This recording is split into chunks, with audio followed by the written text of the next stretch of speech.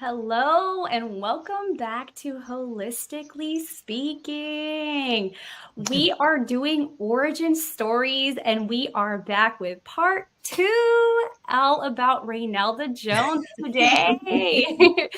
So Holistically Speaking is 3 women of color, that's us, who are certified integrative mental health professionals. And you were here last month for my origin story. Today, we're going to learn about how Reynelda got started in the field. And also, we have a mood boosting foods e-cookbook. So the 3 of us are co-authors and we share all the good stuff, including recipes from our families and our lives that help boost our mood. So please check out each of our websites so you can buy that book, share it with people that you care about. And without further ado, Reynelda, I would love for you to introduce yourself and just share about your work, your business, and we'll get into more in just a moment. Okay.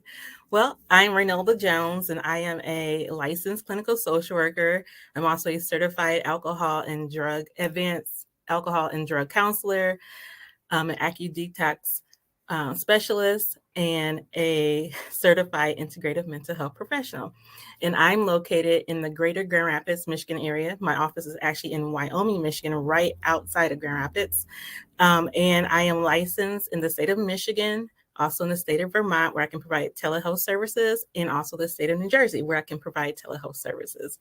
And I specialize in working with women who are women in business, women entrepreneurs and executives who are dealing with a great deal of stress or family dynamics, anxiety, and even trauma, whether that's childhood trauma or adult trauma. So. I think I already knew all of this about you so far, so it hasn't revealed anything new. But I feel like maybe this question will help me get something new from your story. Always learning new things, even about friends I've had over long periods of time, and so it's always nice to hear the origin backstories. And so, with that, Reynelda, why did you get into this work? What made you do this? Yeah, well, I didn't want to be in the social work field. I actually, all my life, wanted to be a person who was an archaeologist. And so I would, as a child, dig up my parents' backyard, and they can attest to this, that I would dig up their yard trying to discover artifacts. And I loved history books. I love looking at things historically from my own family and trying to learn the history about that. I went to school for archaeology and found that archaeology was actually a portion of an umbrella for anthropology, which was the study of humans, which was actually my what I actually really like. I like to learn about the human body, but also try to understand why people do what they do. And I also learned that if I was to major in anthropology, that I would get, more job opportunities. So after graduating and going into anthropology, after graduating, there weren't many job positions in my line of work, even though it was in the realm of things like social work. But I think that many people that's in the field don't quite know how it connects.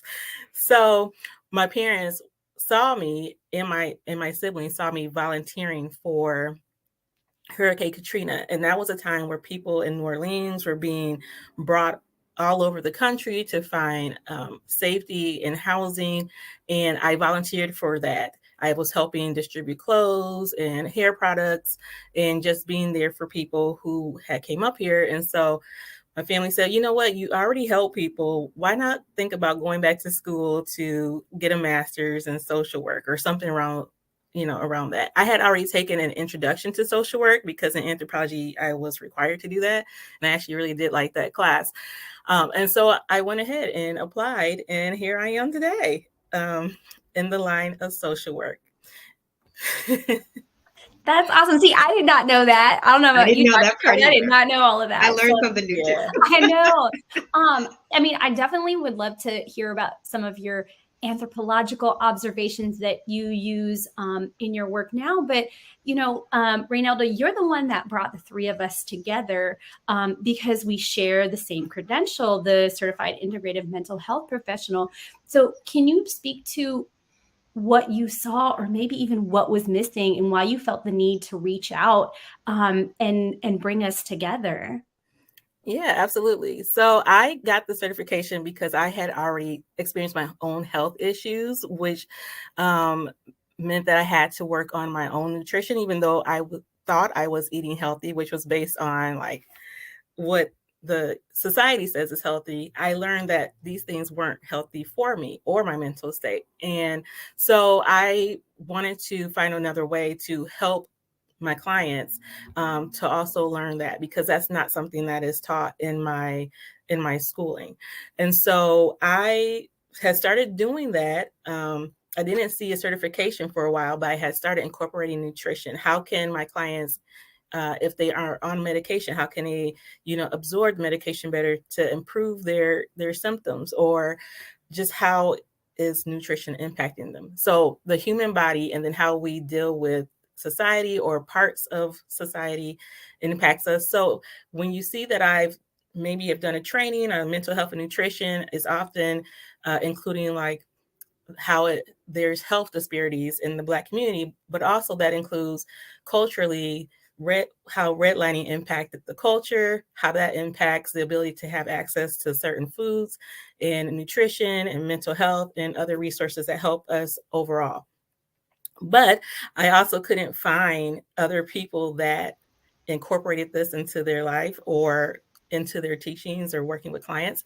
And so I was all in Michigan. I was on Michigan's website trying to find people, but I couldn't find people that were willing to collaborate. And so I just would put it out there like, hey, I see I have this certification, or I see a person with that certification mentioned. And so, hey, I'm going to reach out and see how we can connect and collaborate, because the more people we can, work with, the better. To me, this is my passion, is to be able to reach the community. You can always make a shift in communities and people's bodies just by providing information and education, not necessarily saying that you're required to do it, but just informing so they can make their choices too.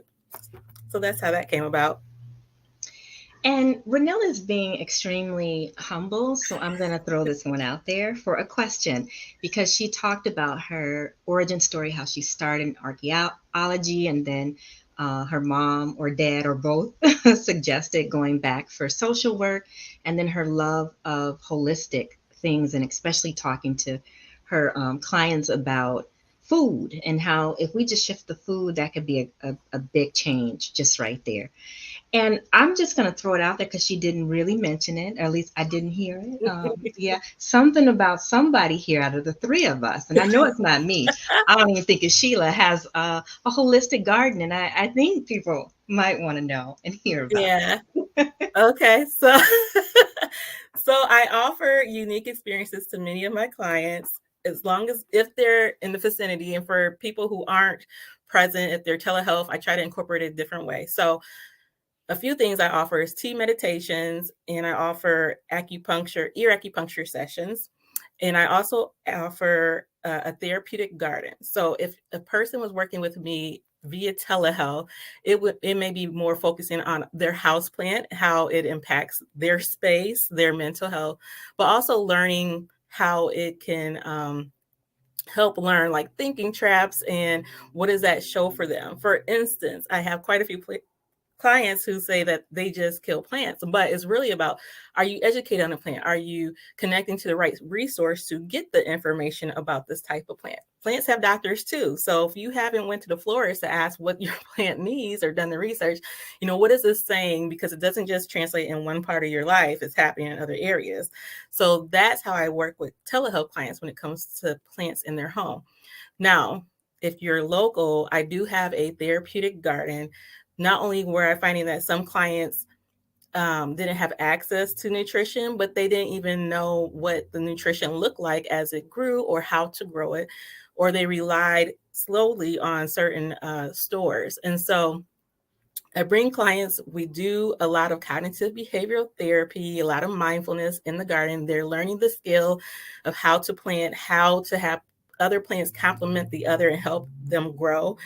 But they're also learning that they can also feed their family, themselves, and their own community, and how the food comes. Many people don't know that, for example, sweet potatoes have vines, and you can actually eat the vines of those plants. Those are great nutrition, because when you go to the grocery store, you just see a sweet potato. You don't see all the greenery that comes with it, or the beautiful flowers that comes with it.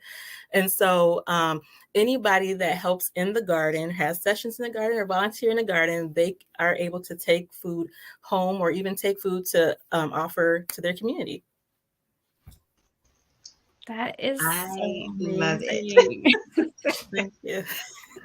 I love it. And my mother volunteers at a community garden, and it's like that too. All the volunteers get to take something, and they, like you just said, they get to share a lot of what is grown in the community garden with the community.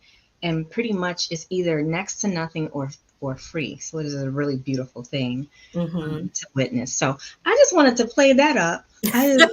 Somebody's leaving just being too humble in here. So I just wanted to make sure that the people knew. Thank you.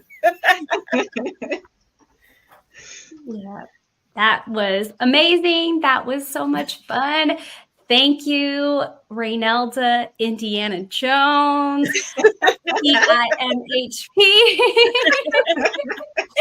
And thank you all for joining this part 2 of our origin stories. Please do not forget to check out our mood boosting foods e-cookbook. Again, we've got personalized recipes from each of us on there that tell you even more about us and our cultures and where we come from. So please visit our website to grab your copy. Do not forget to like, share, comment. Let us know if any of this resonates with you. Share your story. We would love to hear it as well. And then come back next month for Dr. Catherine's origin story. We have another green thumb in here in this group. It is not me, it's these two ladies up here. So hopefully you'll get a chance to share about your work. You will share about your work, but what you do out in the garden as well for yourself. All right, so we will see you later. See